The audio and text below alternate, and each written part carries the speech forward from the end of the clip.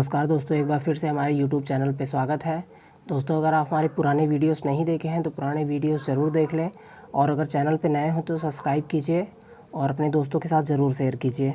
ठीक है, तो आते हैं पहले क्वेश्चन तरफ।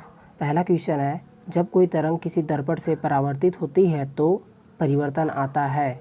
ऑप्शन ए दिया है आयाम में, ऑप्शन बी आवृत्ति में, ऑप्शन सी तरंग दैर्घ्य में, या ऑप्शन डी वेग में। तो ऑप्शन ए इसका बिल्कुल करेक्ट हो जाएगा। जब कोई तरंग किसी दर्पण से परावर्तित होती है तो उसके आयाम में परिवर्तन आ जाता है। ठीक, आते हैं अगले क्वेश्चन तरफ। अगला क्वेश्चन है, निम्नलिखित में से कौन सी राशि सदिश है। ऑप्शन ए विद्युत धारा, ऑप्शन बी भार, ऑप्शन सी ताप, या ऑप्शन डी चाल। तो ऑप्शन बी इसका बिल्कुल करेक्ट हो जाएगा। भार जो है वो सदिश राशि है। ठीक, पिंड का भार बराबर यम गुणे जी, जहाँ यम का है पिंड का द्रव्यमान है और जी क्या है गुरुत्वीय त्वरण है। अतः भार एक बल है जो पिंड की ओर से पृथ्वी के केंद्र की तरफ मतलब पृथ्वी के केंद्र की दिशा में खींचता है। अतः क्या है, भार एक सदिश राशि है। ठीक, आते हैं अगले क्वेश्चन की तरफ। अगला क्वेश्चन है, दाब की बीमा क्या है। ऑप्शन ए ml -1 T⁻⁻1, ml T⁻⁻2, ml T⁻⁻2, ml⁻⁻1, T⁻⁻2। ठीक, तो दाब की बीमा क्या हो सकती है। दाब बराबर क्या होता है, बल बटा क्षेत्रफल। ठीक, बल की बीमा क्या है, mlt² -2, और क्षेत्रफल की बीमा L²। तो बराबर क्या हो जाएगा, ml -1 T⁻⁻2। ठीक है, तो ऑप्शन डी इसका बिल्कुल करेक्ट हो जाएगा। ठीक, बीमा तो आप पता है कैसे निकलती है ना, दाब बराबर बल बटा क्षेत्रफल। ठीक, उसके फार्मूले में आप जो है सबसे छोटी छोटी बीमा पहले निकालेंगे, उसके बाद जो है बड़ी बीमा उसके फार्मूले के आधार पे निकाल देंगे। आते हैं अगले क्वेश्चन तरफ। अगला क्वेश्चन है, निम्नलिखित में से किसके कारण आकाश नीला दिखाई देता है। ए परावर्तन, बी अपवर्तन, सी प्रकीर्णन, डी व्यतिकरण। तो ऑप्शन सी इसका बिल्कुल करेक्ट हो जाएगा। आकाश जो है नीला प्रकीर्णन के द्वारा दिखाई देता है। और दोस्तों, ये वीडियो और ये क्वेश्चन बार बार, ये क्वेश्चन तो एकदम बहुत ज़्यादा इंपॉर्टेंट है और ये बार बार पूछा जाता है। आप अभी हमारी जितनी भी टेस्ट सीरीज़ देखेंगे, हर साल का मैं क्वेश्चन पेपर सॉल्व करा रहा हूँ, उसमें ये क्वेश्चन हर बार आ रहा है, किसी न किसी ढंग से, किसी अन्य तरीके से पूछ रहा है, लेकिन पूछ रहा है ज़रूर है क्वेश्चन। ठीक, आते हैं अगले क्वेश्चन तरफ। अगला क्वेश्चन है, 1000 वाट 200 वोल्ट वाली एक विद्युत प्रेस की तापन कुंडली का प्रतिरोध है। ए 20 ओम, बी 40 ओम, सी 80 ओम, डी 200 ओम। ठीक है, तो होता है R बराबर V²/P। ठीक, R बराबर V²/P। ठीक, तो इसमें V क्या है, वोल्ट है, और P क्या है, पावर है। ठीक, तो वोल्ट कितना है, 200 वोल्ट है ना, तो 200 गुणे 200, क्योंकि V² है। ठीक, अपन P कितना है, पावर कितना दिया जा रहा है, 1000 वाट की पावर दी जा रही है। ठीक है, तो 2000 गुणे 2000 अपन 1000 बराबर आप जब कैलकुलेट कर देंगे तो कितना आ जाएगा, 40 ओम। तो ऑप्शन बी इसका बिल्कुल करेक्ट हो जाएगा, 40 ओम। ठीक, आते हैं अगले क्वेश्चन तरफ। अगला क्वेश्चन है, श्यानता की एसआई इकाई है।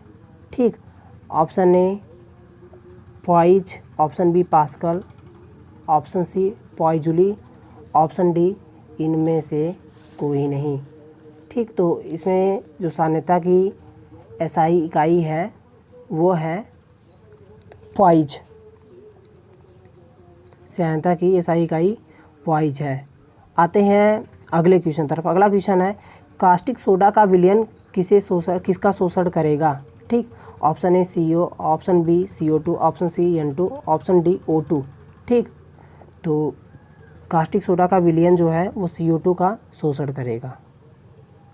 आते हैं अगले क्वेश्चन तरफ। अगला क्वेश्चन है, निम्नलिखित में से कौन सबसे अधिक वाष्पशील है। H2O, बी CH3CHO, सी CH3CHO OH, D CH2 single bond O single bond CH3। ठीक, तो ऑप्शन डी इसका बिल्कुल करेक्ट हो जाएगा। अत्यधिक वाष्पशील कौन है, CH3 single bond O single bond CH3, क्योंकि एकदम एकल बॉन्ड है। एकल बॉन्ड बहुत जल्दी टूट जाता है और कोई भी एलिमेंट को अलग अलग कर देता है और जल्द से जल्द वाष्पशील हो जाता है।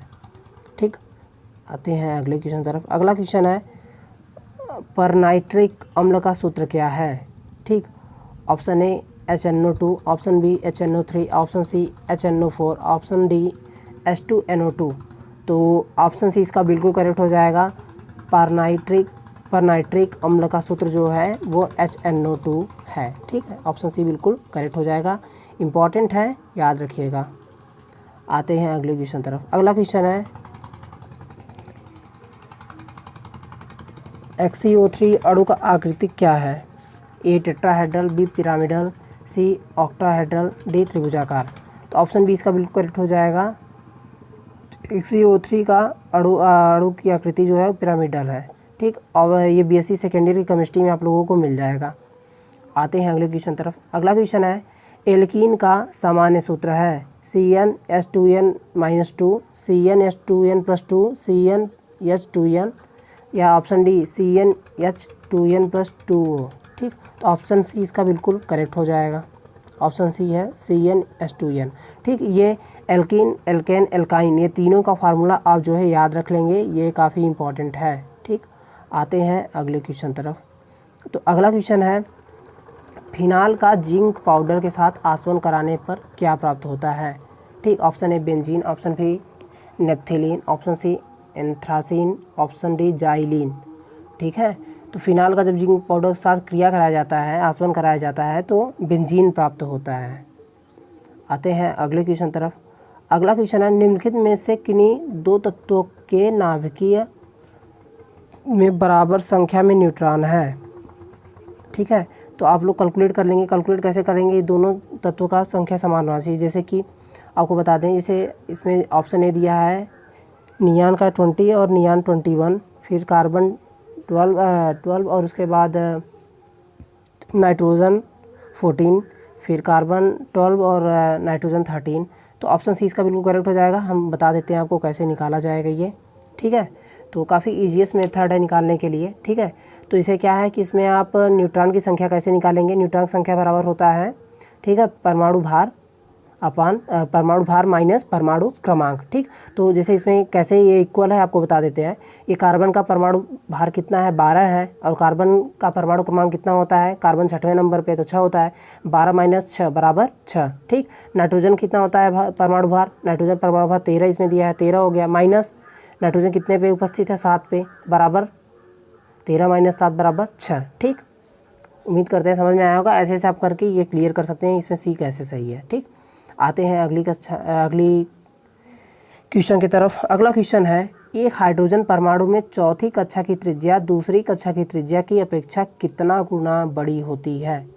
ऑप्शन ए 2 गुना, ऑप्शन बी 4 गुना, ऑप्शन सी 6 गुना, ऑप्शन डी 8 गुना। तो इसमें एकदम ईजीएस्ट क्वेश्चन है। एक परमाणु में चौथी कक्षा की त्रिज्या दूसरी कक्षा की त्रिज्या की अपेक्षा कितना गुना बड़ी होती है? 4 गुना बड़ी होती है। आते हैं अगले क्वेश्चन तरफ। अगला क्वेश्चन है 27 डिग्री सेल्सियस पर एक गैस का दाब पारे का 75 सेंटीमीटर है। जिस तापक्रम पर दाब दोगुना होगा और आयतन को स्थिर रखा जाए वह है 227 degree Celsius, 427 degree Celsius, 127 degree Celsius, 327 degree Celsius. तो ऑप्शन बी इसका बिल्कुल करेक्ट हो जाएगा। अगर 27 डिग्री सेल्सियस पर एक गैस का दाब पारे का 75 सेंटीमीटर है, जिस तापक्रम पर दाब दोगुना होगा वह दाब और आयतन स्थिर रखा जाए वह ताप है 327 डिग्री सेल्सियस। ऑप्शन डी बिल्कुल करेक्ट हो जाएगा। आते हैं अगले क्वेश्चन तक। अगला क्वेश्चन है ट्रिपल एंटीजन DPT एक बच्चों को दी जाती है पोलियो, चेचक, डिप्थीरिया को रोकने के लिए, डिप्थीरिया, कुकुर खांसी, टिटनेस को रोकने के लिए, सी चेचक, कुकुर खांसी, टिटनेस को रोकने के लिए, डी पोलियो, टिटनेस, कुकुर खांसी को रोकने के लिए। तो एकदम इसका बी जो है एकदम बिल्कुल करेक्ट हो जाएगा। DPT, डिप्थीरिया, ठीक, कुकुर खांसी और टिटनेस को रोकने के लिए दिया जाता है, लगाया जाता है बच्चों को। ऑप्शन बी बिल्कुल करेक्ट है। अब आते हैं अगले क्वेश्चन तरफ। अगला क्वेश्चन है मानव शरीर में पुच्छ कौन सी संरचना में संलग्न होता है? ऑप्शन ए बृहदांत, ऑप्शन बी क्षुद्रांत, ऑप्शन सी पित्ताशय, ऑप्शन डी आमाशय। तो ऑप्शन ए यहाँ पे बिल्कुल करेक्ट हो जाएगा। मानव शरीर में पुच्छ कौन सी संरचना होती है, संलग्न होती है? वो होती है बृहदांत। ठीक, आते हैं अगले क्वेश्चन तरफ। अगला क्वेश्चन निम्न में से किस विटामिन में कोबाल्ट होता है? Vitamin B6, vitamin B2, vitamin B1, vitamin B12। ठीक, तो 98 का सही क्वेश्चन जो है इसका हो जाएगा विटामिन B2। ठीक है, B2 में क्या पाया जाता है? कोबाल्ट पाया जाता है, याद रखिएगा आप लोग। मछलियों के यकृत तेल में किसकी प्रचुरता होती है? Option A vitamin A, option B vitamin C, option C vitamin D, option D vitamin E. तो ऑप्शन सी इसका बिल्कुल राइट है, विटामिन डी पाया जाता है मछलियों के यकृत तेल में। ठीक। हीमोफीलिया एक आनुवांशिक रोग है जिसका वहन ए स्त्रियां करती हैं और प्रकट भी स्त्रियों में होता है, बी स्त्रियां करती हैं और प्रकट पुरुषों में होता है, ऑप्शन सी पुरुष करते हैं और जो प्रकट स्त्रियों में होता है, ऑप्शन डी पुरुष करते हैं और जो प्रकट पुरुषों में होता है। तो ऑप्शन बी इसका बिल्कुल करेक्ट हो जाएगा। हीमोफीलिया एक आनुवांशिक रोग है जिसका वहन स्त्रियां करती हैं और जो प्रकट पुरुषों में होता है। तो काफ़ी ये डीमेरिट है, प्रॉब्लम स्त्रियों को रहेगी और बेचारे पुरुष परेशान हो जाएंगे इसमें। ठीक, आते हैं अगले क्वेश्चन तरफ। अगला क्वेश्चन आप लोग के सामने आ चुका है पूरी तरह से। अगला क्वेश्चन है, साइकस के संबंध में निम्नलिखित में से कौन सा वाक्य ठीक नहीं है? ए इसकी जड़ों में कुछ नीलहरी शैवाल निवास करते हैं, बी इसमें सुव्यवस्थित मादा फूल नहीं होते हैं, सी इसमें कुंडलित किसलस विन्यास होता है, ऑप्शन डी जाइलम मुख्यतः जाइलम वाहिकाओं द्वारा बना होता है। ठीक है, तो ऑप्शन सी इसका बिल्कुल करेक्ट है। ऑप्शन सी क्या है, इसमें कुंडलित विन्यास होता है, जो कि बिल्कुल गलत है। ठीक है, मायोग्लोबिन पाया जाता है, ऑप्शन ए पेशियों में, ऑप्शन बी रुधिर में, ऑप्शन सी यकृत में, या ऑप्शन डी प्लीहा में। तो काफ़ी इंपॉर्टेंट क्वेश्चन है ये, आप लोग इंपॉर्टेंट इसे बना लीजिए। और ये जो क्वेश्चन है बहुत बहुत बहुत ज़्यादा इंपॉर्टेंट है। ठीक, तो मायोग्लोबिन जो पाया जाता है वो पाया जाता है पेशियों में, रुधिर में हीमोग्लोबिन पाया जाता है जिसका कारण रुधिर का रंग लाल होता है। ठीक, आप लोग ये सब याद कर लीजिएगा। आते हैं अगले क्वेश्चन तरफ।